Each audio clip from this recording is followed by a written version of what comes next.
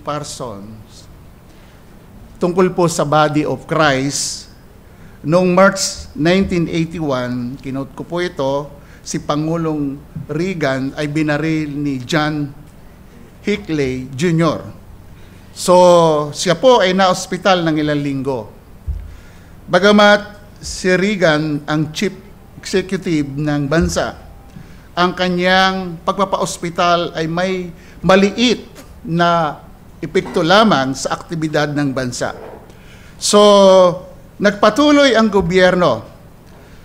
Sa kabilang banda, ipagpalagay na ang mga kolektor ng basura sa bansang ito ay nagwilga, tulad ng hindi pa nagtatagal sa Philadelphia.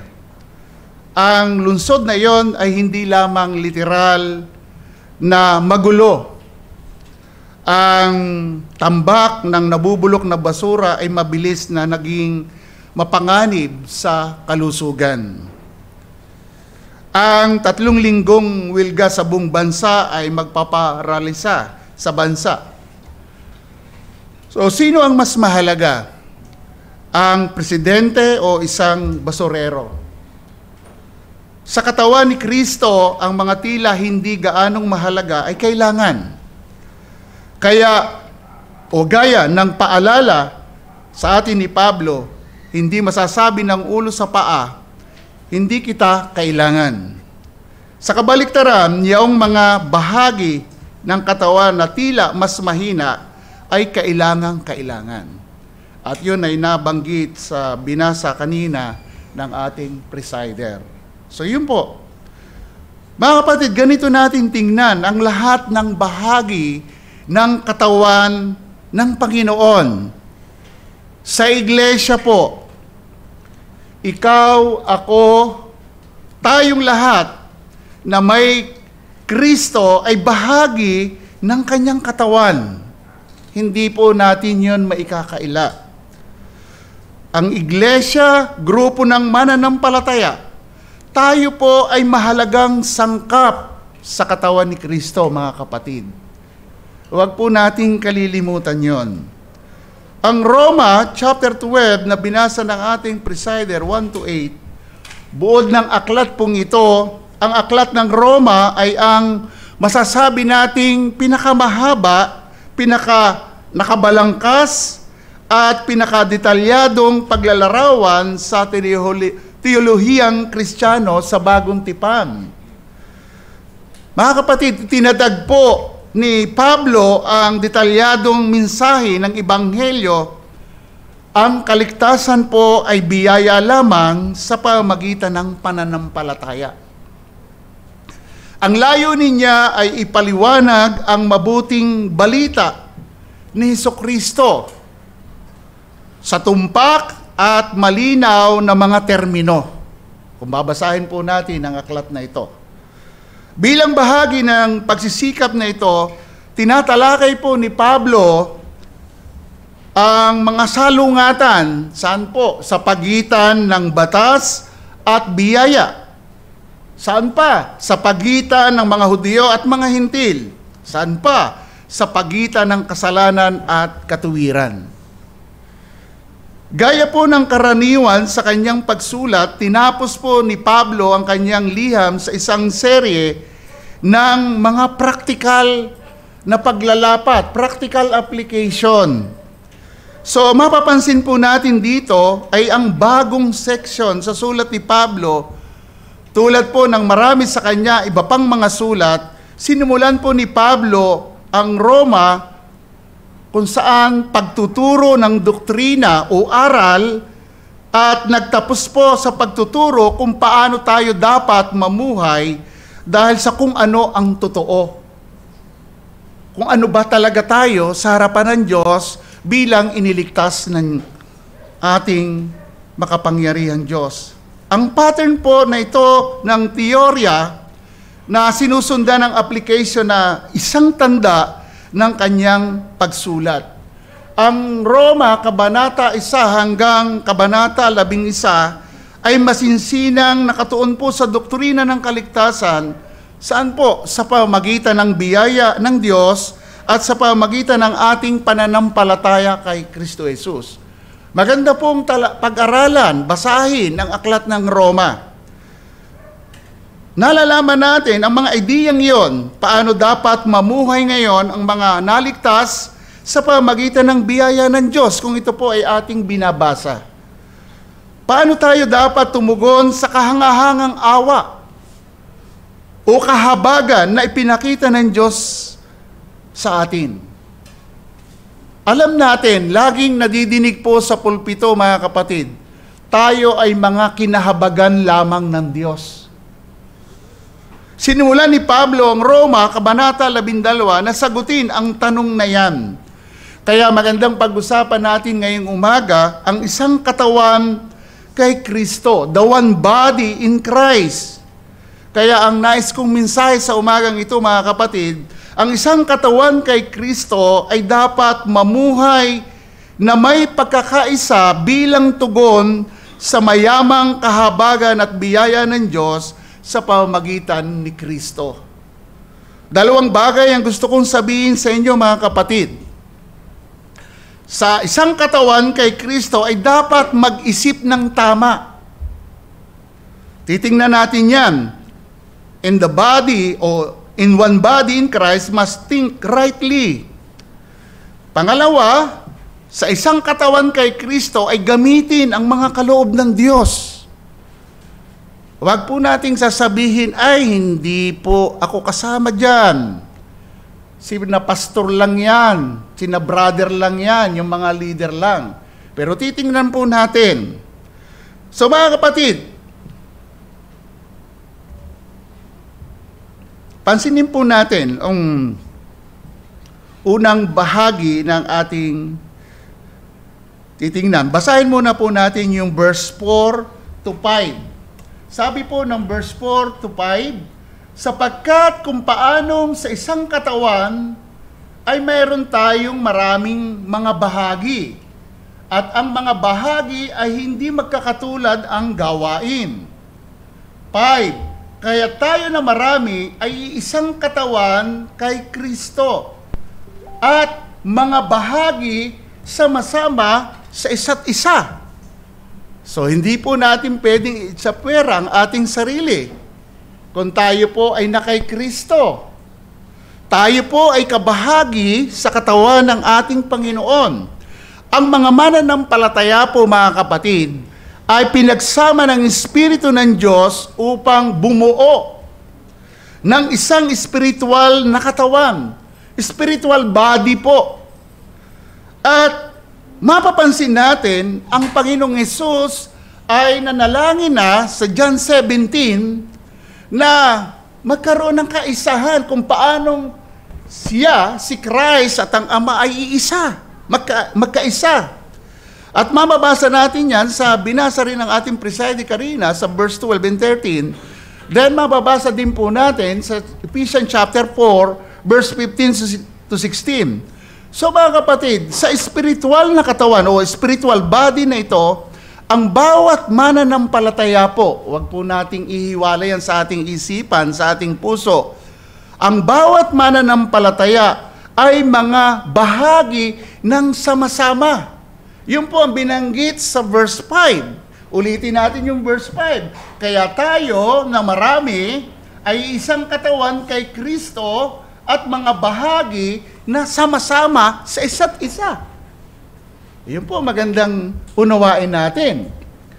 So, at binigyan ng Diyos ang bawat tao o mananampalataya ng isa o higit pang mga talento, mga kaloob, o kakayahan upang siya po ay magamit sa isang katawan kay Kristo. So, huwag po natin kalilimutan yan. Kumbaga, bahagi po tayo. Ikaw, ako, tayong lahat na nakakilala kay Kristo. So ngayon, sa isang katawan kay Kristo ay dapat mag-isip ng tama. Ano po yung tama? Ngayon, para maintindihan natin, kung uunawain natin yung verse 1 and 2, mataas ang pagsasalang-alang ni Pablo sa kahabagan ng Diyos. Mercy of God. Mataas yung kanyang pagpapahalaga Siya po ay namamanhik dito sa mga taga-Roma at ganun din sa atin bilang mga mananampalataya. Ang tanong, anong gustong iparating sa atin ni Pablo?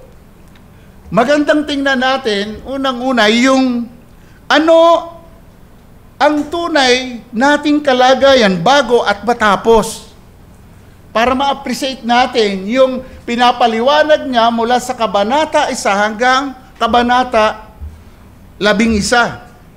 Gumamit siya ng salitang therefore, o kaya nga, may paliwanag sa mga naunang kabanata na gaya na aking nabanggit na pinapakita doon, mga kapatid, dati nating kalagayan. Tinapos ni Pablo ang doktrina na bahagi ng liham na ito, pinapakita niya ang lahat ay makasalanan at walang nararapat kundi ang galit ng Diyos. At may inihayag siya sa kadakilaan ng awa o kahabagan ng Diyos. Kaya nga po doon sa verse 1, yun agad ang pambungad ni Pablo. Matapos niyang ipaliwanag yung Kabanata 1 hanggang Kabanata 11. Mula po dito hanggang sa katapusan ng liham na ito, ay isinulat niya ang praktikal na pang-araw-araw na buhay na dapat nating ipamuhay na mga mananampalataya dahil ang Diyos ay naging maawain sa atin, sa bawat mananampalataya. Mahabagin po siya. So, ang unang bagay na dapat nating gawin ay siyempre, ay ibigay ang ating sarili ng lubusan sa Diyos. Iyan ang hinihingi ng verse 1. Alang-alang sa mercy ng God. Sa araw ng lumang tipan, mga kapatid, ang mga pari sa Israel ay nag-aalay po ng mga haing hayop na pinatay. Pero alam po ba ninyo, sa bagong tipan, para sa mga hindi naintindihan o kung hindi pa naunawaan, ang mga mananampalataya po ay binabanggit ng Biblia, ang mga mananampalataya ay saserdote ng bagong tipan. Ay saan po natin mababasa yan? Babanggitin ko lang po, Pahayag, chapter 1, verse 6. 1 Peter, chapter 2, verse 5 and 9. Then, Hebrew, chapter 13, verse 15 to 16. Na ano po ibig sabihin doon? Ay kailangang mag-alay ng buhay na handog ang kanilang sarili o yung ating sariling katawan para sa Diyos, para sa kanyang kaluwalhatian.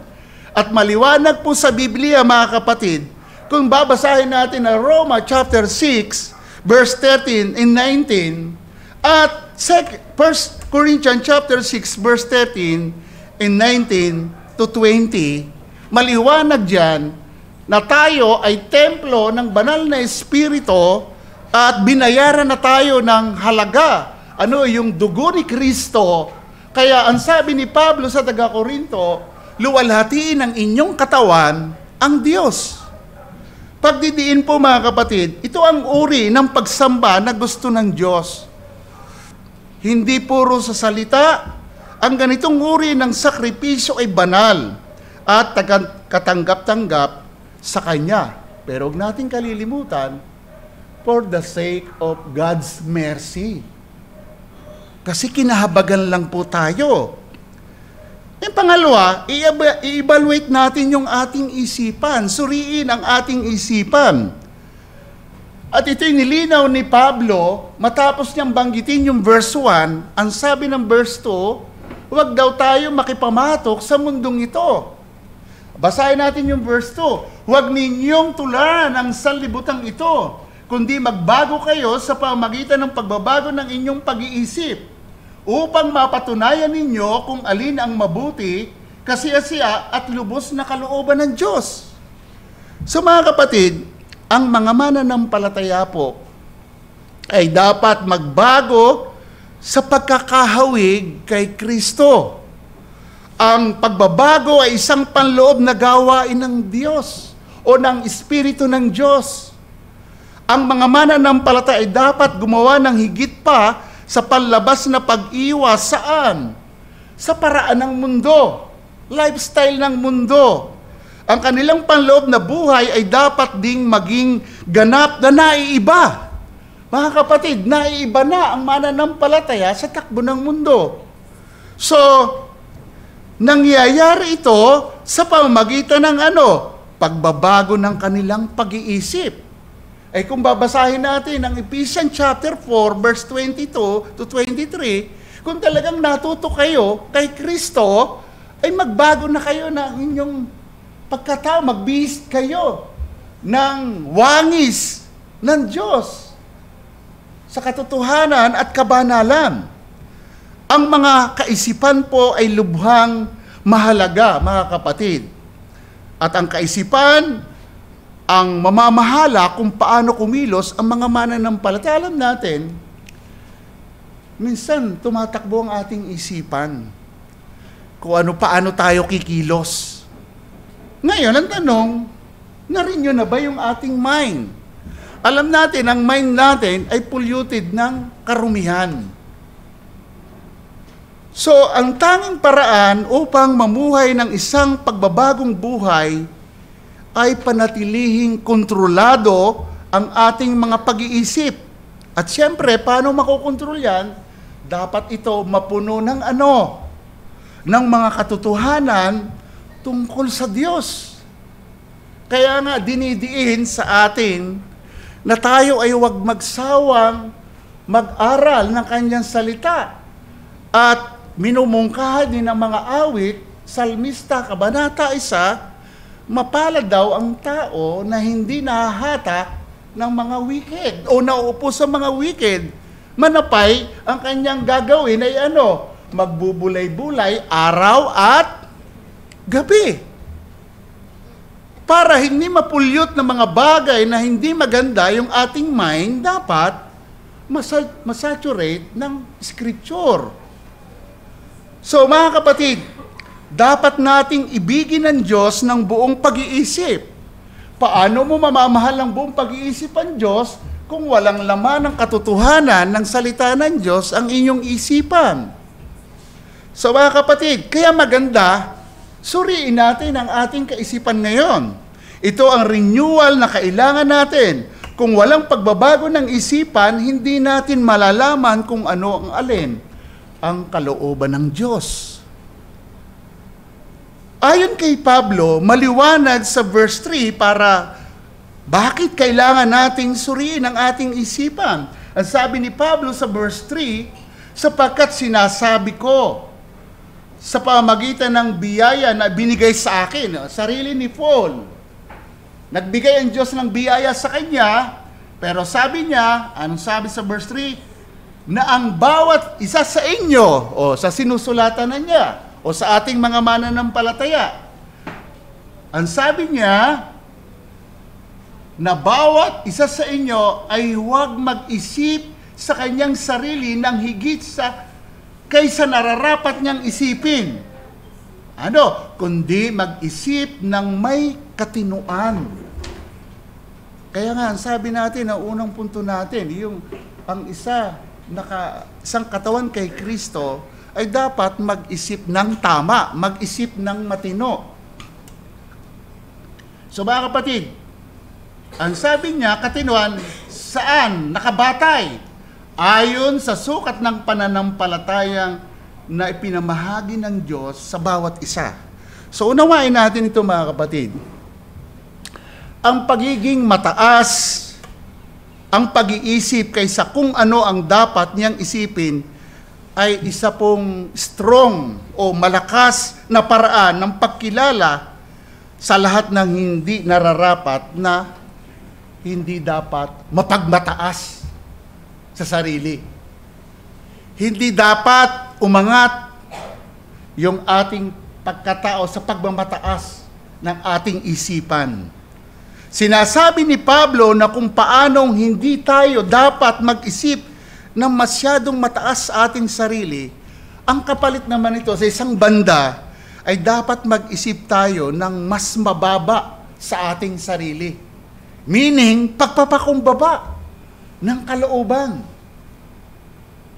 Mga kapatid, isipin po natin, ang value natin ay mula sa Diyos. Yung halaga natin mula sa Diyos, at hindi natin dapat hamakin ang halagang iyon na ibinigay ng Diyos. Alam nyo, mga kapatid, hindi madali para sa atin ang gumawa ng matino na pagsusuri sa ating sarili. Sabi nga sa Batangas ayan, bumida na naman. Ang mga taga Batangas, laging gusto sila ang bangka. Sorry po sa mga taga Batangas, di ko naman nila lahat. Yun po yung mga biruan sa amin na minsan, bumangka na naman si Alae. Kasi gusto yung bida.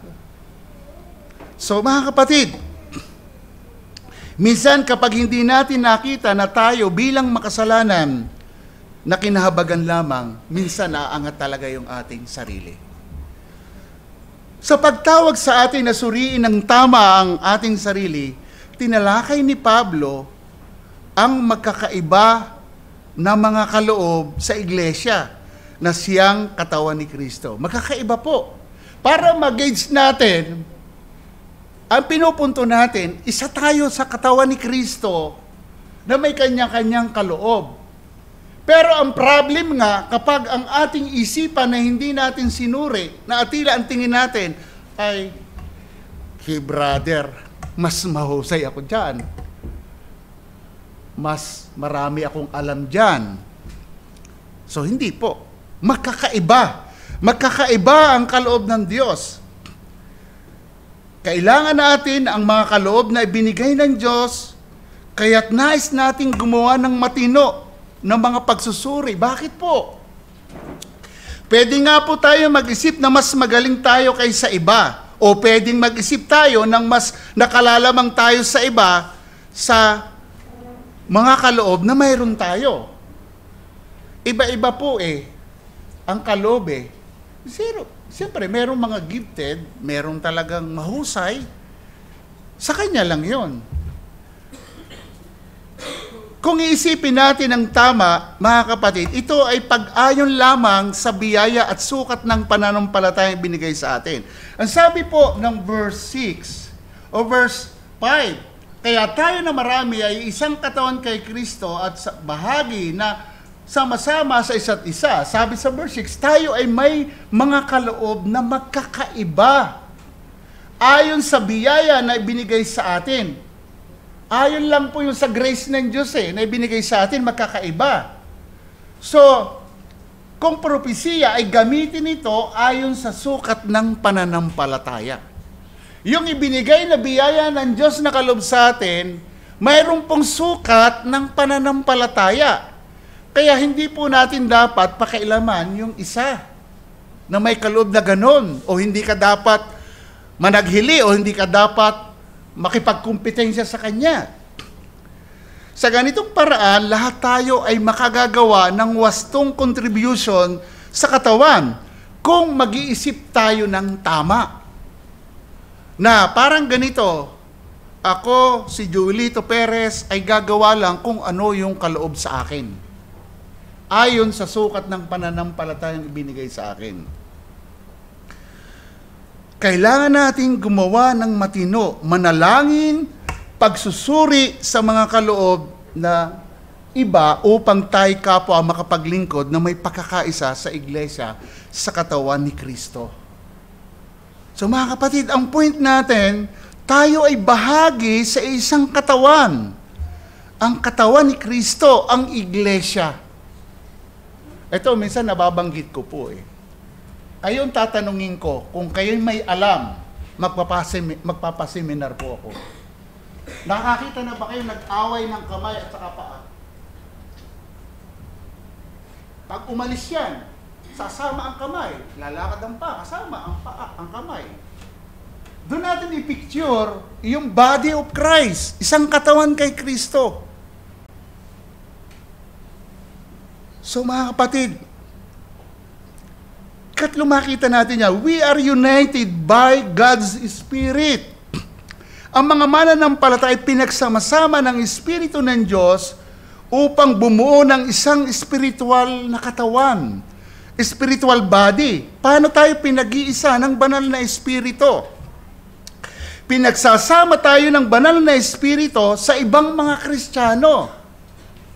Kung naalala nyo, mga kalalakihan, ang devotion natin, nung tayo magkaroon ng men's fellowship, ito ay hindi ko makakalimutan. Si Paul ay nagulat sa Haring Agripa kung paano sa tinawag ng Diyos. At inaatasan siya ng Panginoong Jesucristo. Ang Panginoong Jesucristo ang nagsabi nito. Inaatasan kita, iingatan kita sa mga kababayan mo. Acts chapter 26 po yun, verse 18. Unang bahagi, 15, 16, 17, mababasa nyo doon. Pero yung 18 ang gusto kong i-emphasize. Na verse 18, ang sabi doon, inaatasan kita, Pablo, sabi nga ni Pablo, sino po ba kayo? Panginoong Hesus, ang meaning, ang Diyos, ang Panginoong Jesucristo nagsasalita.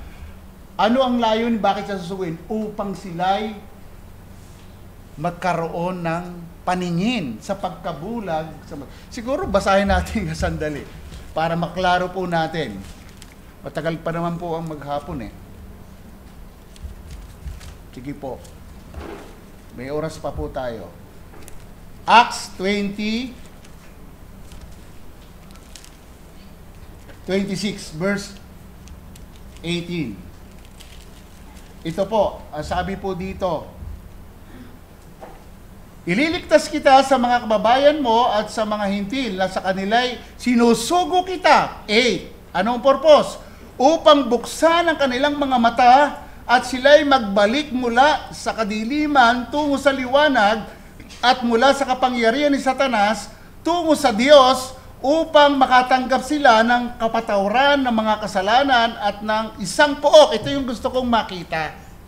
Isang pook sa piling ng mga ginawang banal sa pamamagitan ng pananampalataya sa akin kay Kristo. Kung tayo mananampalataya kay Kristo, pinatawad tayo sa ating kasalanan at ikaw ay ilalagay sa pook ng mga banal na kung saan bahagi ka sa isang katawan. Ang Diyos po ang naglagay noon. Pinagsama tayo ng Holy Spirit sa kapwa Kristiyano. Hindi dapat magbangayan. Dapat makiisa kung ano yung nais ng Espiritu. Inilalarawan ng Gawa, chapter 4, verse 32, ang mga unang iglesia o unang miyembro ng iglesia ay nagkakaisa sa puso at isipan pagkatapos matanggap ang banal na Espiritu. Alam natin ang senaryo, Acts chapter 4. Grabe, all out sila. Yung kanilang mga ari-arian, hindi na para sa kanilang sarili, kundi nagkaisa sila para sa kapakanan ng nangangailangan. So, pinag-isa sila ng Espiritu Santo. Ang pagkakaroon ng banal na Espiritu sa ating mga puso ay naglalapat sa atin, sa ating mga kapatid na Kristiyano, na nagtataguyod ng ano? Unity. Pagkakaisa. Hindi ka pwedeng hindi makiisa kasi inilagay ka ng banal na Espiritu sa katawan ng Panginoon sa iglesia. At kung ikaw ay kinukontra mo ang paglalagay sa iyo ng banal na Espiritu. Hindi natin matatawaran dahil ikaw ay nabiyayaan ng kaligtasan at sa iyong pagkakilala at pagbabagong loob, sumampalataya ka sa Panginoon at nagsisi ka ng kasalanan at inilalagay ka ng Diyos sa pook ng mga banal na dapat ay makikiisa ka.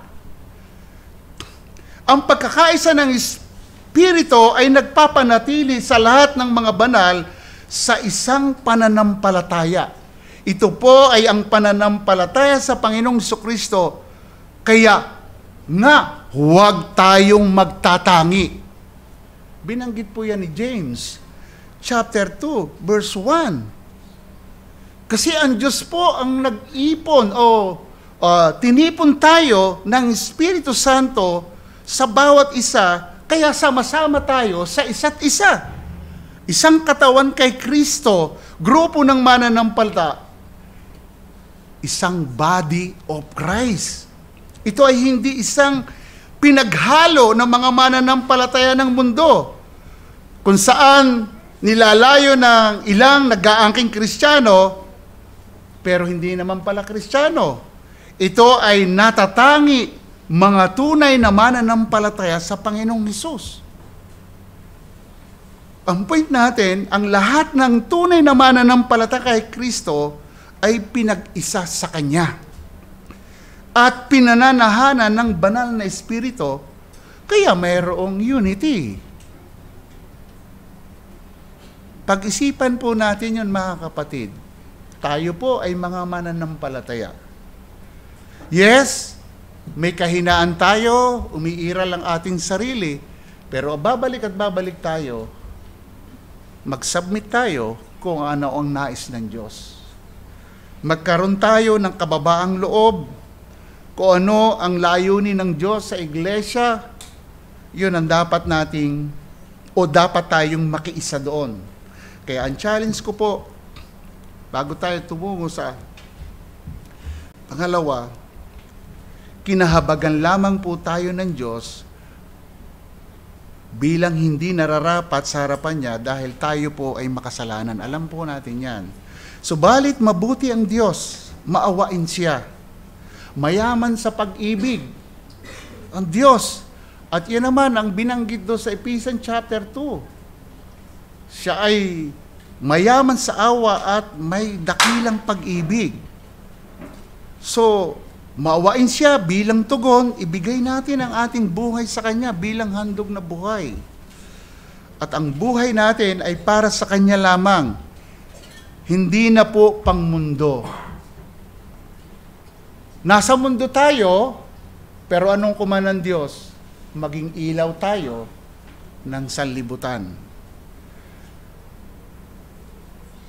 Kundi nagbabago o nagbago na ang ating isipan, patuloy na binabago na hindi na ang iniisip natin ang ating sarili. Kundi ang iniisip natin ay ang kapakanan ng iba. Maglingkod sa isa't isa bilang isang katawan kay Kristo. Isang halimbawa po na gusto kong basahin sa inyo. Ito'y natalakay na natin, pero gusto ko lang i-recall Pilipos chapter 2. Babasahin ko pong mabilis para makita natin yung sinasabi natin na talagang tayo mabubuhay na hindi na para sa ating sarili. Pilipos chapter 2 verse 1 to 5. Kaya nga kung mayroong anumang kasiglahan kay Kristo, kung mayroong anumang kaaliwan ng pag-ibig, kung mayroong anumang pakikisama ng Espiritu, kung mayroong anumang pagkagiliw at habag, take note, ang sinabi ni Paul ay lubusin ninyo ang aking tuwa sa pagkakaroon ng gayunding pag-iisip, magtaglay ng gayunding pag-ibig na magkaisa ng diwa at may isa lamang pag-iisip. 3. Huwag ninyong gawin ang anuman sa pagpapaligsahan o pagmamataas, kundi sa kababaan. Ituring na ang iba ay higit na mabuti kaysa inyong sarili. 4. Huwag tingnan ng bawat isa sa inyo ang kanyang sariling kapakanan, kundi ang kapakanan ng iba. 5. Ito yung pinakamodel natin. Magbago kayo, magkaroon kayo ng ganitong pag-iisip na kay Kristo Jesus din naman. Humility. So yun po mga kapatid. Maglingkod tayo sa isa't isa bilang katawan kay Kristo. Kaya, china-challenge ko po, kung mayroon tayong mga bisita dito o wala pa talaga sa Panginoon, maaaring sumasagi sa isipan mo, hindi mo maintindihan yung ating pinag-uusapan ngayon. Pero ang totoong kalagayan, kung wala ka pa sa Panginoon, tiyak po sa harapan ng Diyos, alam natin mula kay Ebatan, tayo ay makasalanan. At bilang makasalanan, tayo po ay mananagot talaga sa Diyos. Pero ang good news, kinatagpo na po yun ng ating Panginoong Jesucristo. Ang sabi ng Biblia, siya ay nag-aanyaya, lumapit tayo sa Kanya. Ang sabi niya, yung mga napapagal at nabibigitan ng lubay, lumapit sa Kanya at Kanyang pagpapahingahin. At sinasabi ng Biblia, sumampalataya tayo sa Panginoong Jesucristo. Ang sumasampalataya sa Kanya ay hindi mapapahamak, kundi magkakaroon ng buhay na walang hanggan. At binabanggit ng Biblia, pinag-uutos sa lahat ng tao na lahat ng tao ay magsisi sa kasalanan. Dahil yun talaga ang kalagayan natin. Hindi mo maintindihan yung ating pinag-uusapan na isang katawan kay Kristo kung hindi mo siya makikilala. At hindi ka mailalagay sa grupo ng mga banal para makiisa sa layunin ng Diyos na palaganapin ang kanyang kaharian dito sa mundo at magbigay ng luwalhati sa kanya bilang binayaran ng dugo ni Kristo. Hindi mo magagawa yon kung wala ka kay Kristo. Pakiisipin mo yon. Higit sa lahat doon, iyong kaligtasan ng iyong kaluluwa. Pinakamabuti na maligtas ang iyong kaluluwa. Pangalawa po, sabi po ng verse 6, siguro kahit di na natin basahin yan sa ating teksto, so maliwanag na po yan mga kapatid sa Roma chapter 12, verse 6 to 8, mayroon tayong mga kaloob o kakayahan.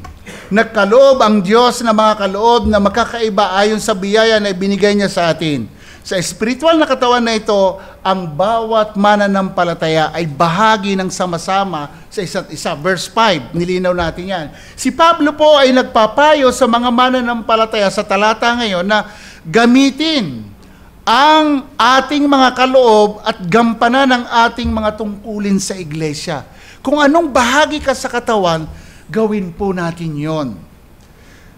So, ang mga nabanggit na mga kaloob sa verse 6 to 8, hindi komprehensibong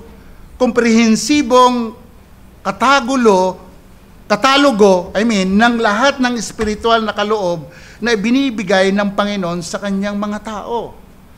At bagamat may mga listahan na matatagpuan sa bagong tipan ng mga kaloob gaya ng nabanggit sa mga talata ngayon, mga kapatid, sa isang banda, tandaan natin na ipinapalagay ni Pablo na ang lahat ng mananampalataya ay mayroon kahit isa sa mga espiritual na kaloob na binanggit sa banal na kasulatan.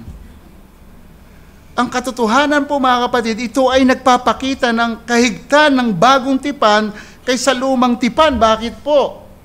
Sa lumang tipan po mga kapatid, ang mga kaloob na ministerials ay halos lahat ay limitado sa mga propeta, saserdote, at mga hari.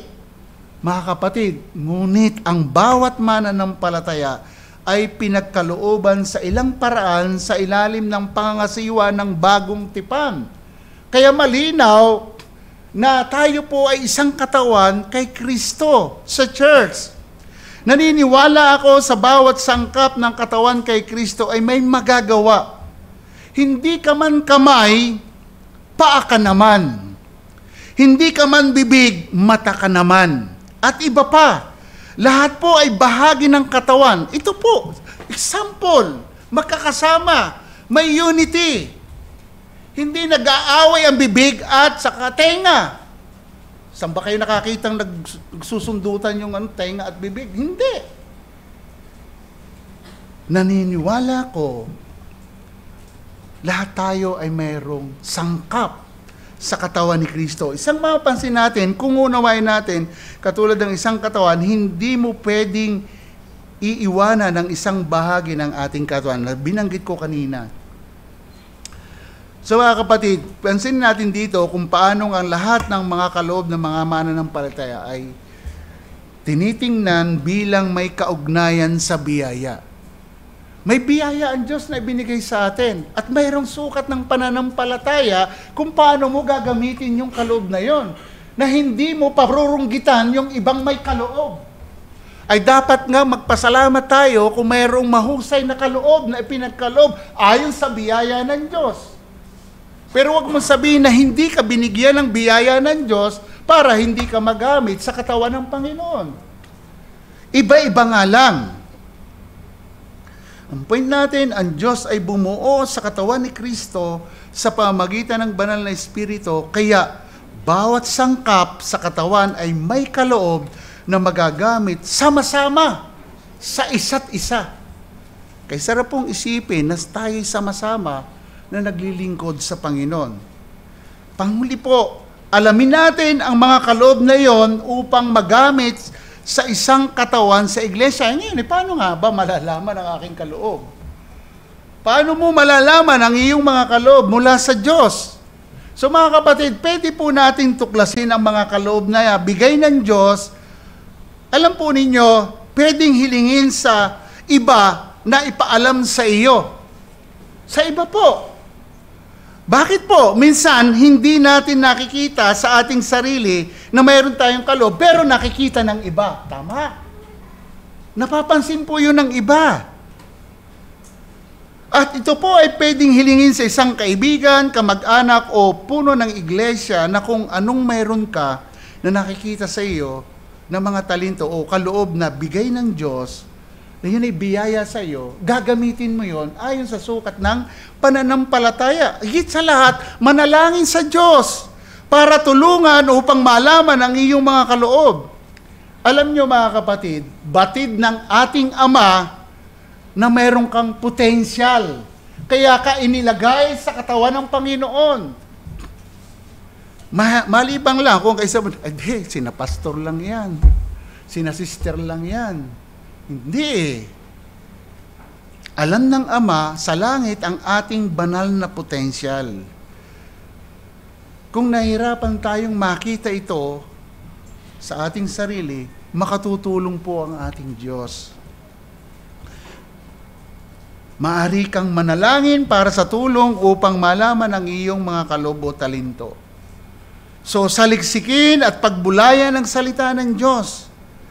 Tayo po ay tinutulungan ng Amang nasa langit na tuklasin, paunlarin ang ating mga kaloob sa pamamagitan ng pagtuturo na matatagpuan sa banal na kasulatan, mga kapatid. Karaniwan ay sa pamamagitan ng pag-aanyayang kumilos. Kunin natin ang banal na kasulatan ito bilang halimbawa. Proverbs 3:20 at James 4:11. Huwag makipagtalo sa isa't isa. Tumigil sa pagsasalita ng masasama sa isa't isa. So, anong mga kaloob ang maaari mong mabuo mula sa paanyayang ito? Kasi nagkakaroon ng pagtatalo kapag pinag-uusapan na yung mga bagay na mayroon ka na kaloob na hindi naman dapat pagtalunan. So, ang kaloob ng pagsasalita ng mabubuting salita, ang kaloob na kalmado sa iba, ang kaloob ng pagpipigil at higit pa, at iyon ay mula lamang sa pagtuturo at pagkatuto sa salita ng Diyos. Kaya sabi natin kanina, pakasuriin yung ating isipan. Gamitin kung ano yung kaloob natin na natuklasan natin na pwede tayong makapag-ambag sa pagkakaisa sa body. Lahat tayo ay may sangkap sama-sama sa isa't isa. Para maging malinaw po, kinote ko po yung para sa ating pagtatapos. At hamon po, using our gifts by Legionnaire Ministries. Kinote ko po ito at babasahin ko po sa inyo. Ang ilang mga tao ay hindi ginagamit ang kanilang mga espiritual na kaloob dahil hindi nila alam kung ano sila o anong mayroon sila. Ang iba ay hindi nakakaramdam ng kalayaang gamitin ang kanilang mga kaloob dahil ang kanilang lokal na iglesia ay kulang sa panghihikayat sa mga mananampalataya na gumawa sa ministeryo. Tayo mga pinuno at guro ng iglesia ay dapat bumuo ng kultura ng iglesia na nagbibigay ng mga pagkakataon para sa maraming iba't ibang uri ng paglilingkod. At lahat tayo ay may pananagutan sa tulong ng ibang mga Kristiyano na maunawaan ang mga kaloob na binigay sa atin ng Diyos. Kaya nga sabi natin, pwedeng yung nakakita yung iba, pwedeng sabihin nila, kapatid, marunong ka palang kumanta kahit papuntang Singapore. I mean, in example ko lang yon na magtulungan sa isa't isa. I-encourage ang bawat isa kung ano ang mayroon. Kasi ang picture po, yung body, parts ng ating body, napakalinaw. Mayroong unity. Minsan nga, yung mga taong may kapansanan, na-challenge ako eh. Nakakita na ba kayo? Siguro nakakita ninyo. Paalang ang pinanggagawa ng cabinet. Galing ano? Ay tayong kumpleto. Mayroon tayong magagawa. Bahagi tayo ng katawan. Mga kapatid, bilang na kay Kristo, tayo pinag-isa sa pamamagitan ng Ebanghelyo. Tandaan po natin, iba-iba ang probinsya natin, iba-iba yung kultura natin kinalakhan, iba-iba yung pagpapalaki sa atin ng Diyos, pagpapalaki ng ating mga magulang. Pero pinagtagpo tayo ng Ebanghelyo. Pinagkaisa tayo. Yun ang power ng Diyos. Yung mga hindi tamang ugali, inaayos po ng Diyos. Ang isang magandang kaloob, yung kaya mong tanggapin ang ugali ng bawat isa. At ang bawat isa ay patuloy na minomold ng Diyos sa pamagitan ng kanyang salita. Kasi hindi pwede na hindi ka mabago sa katawan ng Panginoon. Hindi tayo magkakaroon ng kaisahan kung walang pagbabago ng ating isip. Kailangan tayo po ay magamit kung ano man ang sangkap natin sa katawan ng Panginoon. Tayo ay kabahagi sa isang katawan sa iglesia na tinubos, binayaran ng mahalagang dugo ni Kristo, at tayo po ay pag-aari na ng Diyos. Kaya gamitin natin ang ating buhay sa paglilingkod sa Diyos, sa Kanya, at sa iglesia sa pamagitan ng mga kaloob, talento na mayroon tayo na ayon sa biyayang bigay sa atin ng Diyos sa sukat ng pananampalataya. Kaya sa katawan, walang inggitan, walang parunggitan, walang kumbaga kompetensya. Sa iglesia po, wala pong ganun dapat. Ano man itong mga kaloob, gamitin sa kaluluwalhati ng Diyos, batay sa ibinigay sa atin ng Panginoon. Pagpalain tayo ng Diyos. Tayo po ay manalangin. Ama, salamat po sa umagang ito.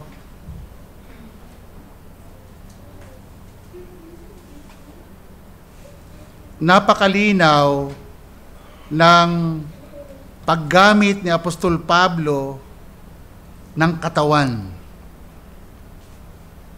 na maliwanag po sa aming pinag-usapan, kami ay isang katawan lang kay Kristo, at yon mga bahagi ng katawan, ang buong pagkatao namin ay inyong binayaran na ng banal na dugo mo. Napakahalaga po nito dahil buhay ang inyong pinangbayad. At bilang iniligtas mo, alam po namin na patuloy nyo kaming binabago. At sa patuloy na pagbabagong yon, kung ano man ang kaloob na ibinigay nyo sa amin, biyaya nyo para sa amin, gampanan namin ito sa sukat ng pananampalataya na binigay nyo sa amin. Tulungan nyo po kami na patuloy kaming magkaisa sa inyong katawan. Alam po namin, kayo ang nagbuo sa amin sa pamagitan ng Espiritu mo, pinag-isa mo kami kay Kristo. Kaya maraming pong salamat sa umagang ito. Tulungan niyo po ang bawat isa na magamit sa inyong katawan na sama-sama kaming gumaganap sa mga kaloob na binigay niyo sa amin, sama-sama sa isa't isa sa ikasusulong ng inyong kaharian dito sa lupa at para sa inyong kaluwalhatian. Dahil iyon ang layunin po ninyo at iyon ang panalangin ng aming Panginoong Kristo, na kung paano sila isa ng Ama ay magkaisa din po kami na mga iniligtas mo sa lahat ng bagay. Purihin po kayo. Ito po ang aming dalangin sa pangalan ni Jesus. Amen.